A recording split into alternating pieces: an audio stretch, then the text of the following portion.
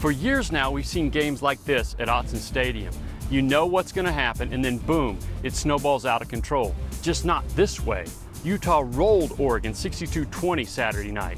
The Utes did what the Ducks have done to all those teams for all those years. And the historic whipping, it was Oregon's worst home loss ever. The Ducks are out of the playoff race, and they don't look much like a Pac-12 contender either.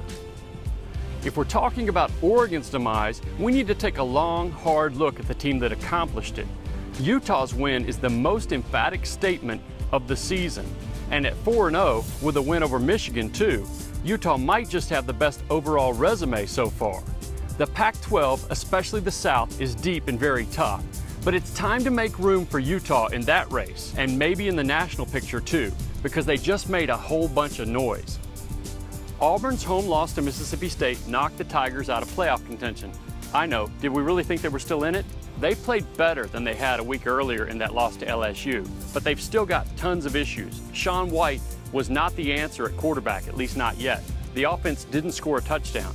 A season that began with such high expectations has crashed. There's still time to salvage it, but they need to get better in a hurry.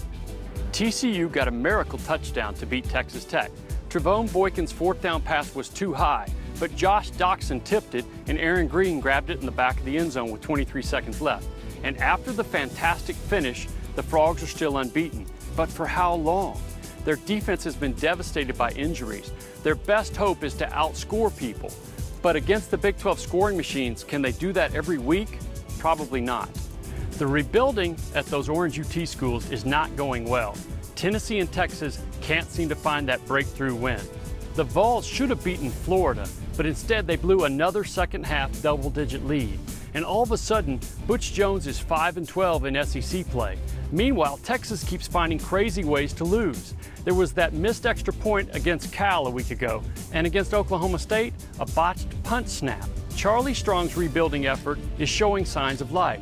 Gerard Hurd can play some quarterback. The defense is better. But for both Tennessee and Texas, it was just another discouraging loss.